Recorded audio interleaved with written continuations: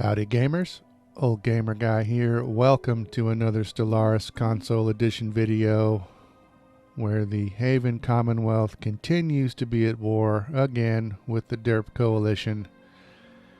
The Derp actually declared against the League of Valshow, but we have a defensive pact with them.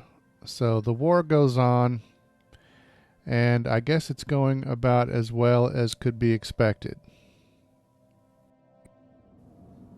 I am rebuilding my fleet again after it was destroyed again by the Derp fleet. I can't build a fleet that's formidable enough to take them on directly, but I've been sending my little fleet into their space and having it destroy mining stations and research stations. And in the previous war with the Derp, I was able to do that without a problem, but this time they've been sending their fleet back to protect that space. And so they've destroyed my fleet twice in this war. But other than that, they are continuing their pattern of kind of warping into my systems and taking a look around and warping on out. I'm not sure what's going on in the Valshow space, but they are mostly leaving me alone, which is fine by me.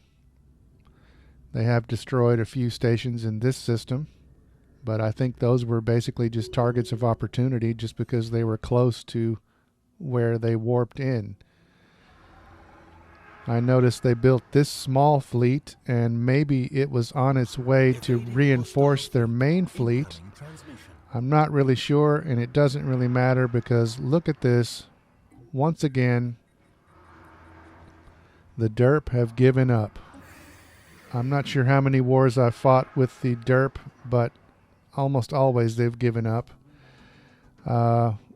with one notable exception. But the crazy thing about the rise of the Derp Coalition is that I designed them to be weak. I thought they would be weak. If you've watched this series from the beginning, I talked about how I designed most of the species in this galaxy, and I made most of them to be friendly to me, but then I made a few that would be the designated antagonists of everybody else. The Derp was one of those, and I gave them nothing but negative traits, and I thought that would make them weak, but they are now dominating like a third of the galaxy, which is crazy to me. But also, if you've watched these videos, you know that I don't fully understand this game, so who am I to say what's crazy and what's not? Meanwhile, we have a tomb world over here. I've had the technology for a while to terraform a tomb world, but I've been holding off because it's a little bit more expensive than the regular terraforming job. But I have gotten some technology that makes terraforming generally cheaper, so I'm going to go ahead with that. I'm going to go ahead and delete or disband this frontier outpost because I have a colonized world here that is well underway.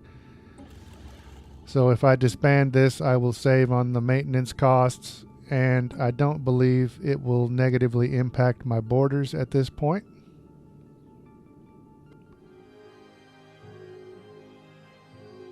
I am continuing to make very one-sided deals with several of the species in the galaxy, mostly the ones that are members or associates of the Harmonious League.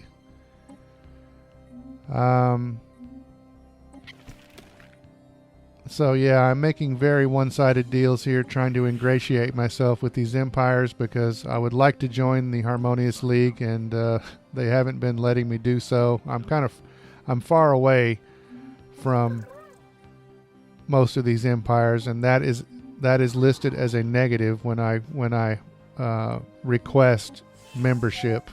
That's one of the negatives, is that I'm far away. But I'm trying to improve their opinion of me, so I'm just basically giving them sweetheart deals and trying to do that. Like I said, I designed most of these species to be friendly to me. If you watch this series from the beginning, I talked about that, and I talked about how my idea was that eventually we would join into a federation and we would be able to dominate the galaxy as a federation. But when the game was created, you know, it randomly places empires and all that. It put the several designated antagonists right next to me. And the friendly ones, they are friendly. We've been friendly for a long time, but I'm so far away from them that they are not allowing me to join the Federation. But I did notice that the Kelzen, out of all of them, they seem to be the closest. I'm at a -7 acceptance on a question about joining the Federation. -7, which is much closer to positive than any other empire. So I'm just going to go ahead and ask them. I know probably what's going to happen here, but I thought I'd go ahead and ask them anyway. Asking to join the Federation, and the response is, of course, predictable. No, I would rather you don't join my alliance. So thanks a lot, Kelzen, after all I've done for you. But I did decide to concentrate on the Kelzen as far as my sucking up goes. So I'm giving them a really sweetheart deal where I'm giving them star charts, an active sensor link, a research agreement, and 1,000 energy credits. Trying to make them friendlier to me. They, of course, accept that deal, unsurprisingly. I decided to check in on the doomed sector. I made them into a sector, and so they've been managing themselves, and I wanted to see what they'd been up to. They have created a defensive space fortress, and they have rebuilt their spaceport on their own, which is cool.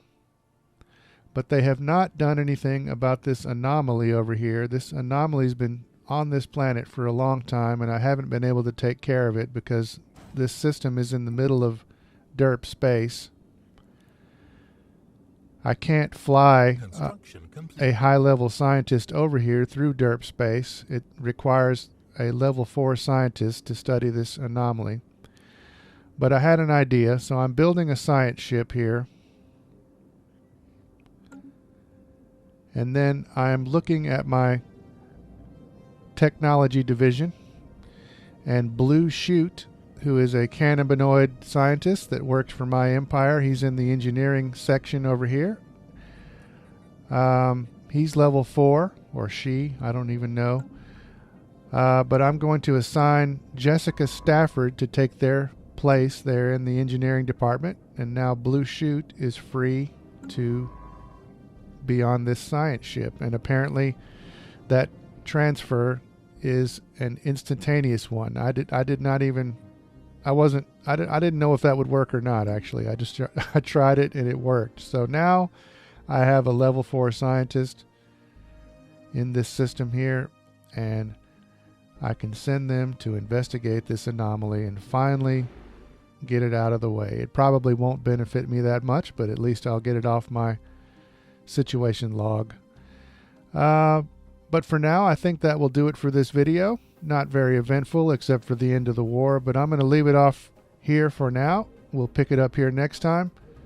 Thanks for watching.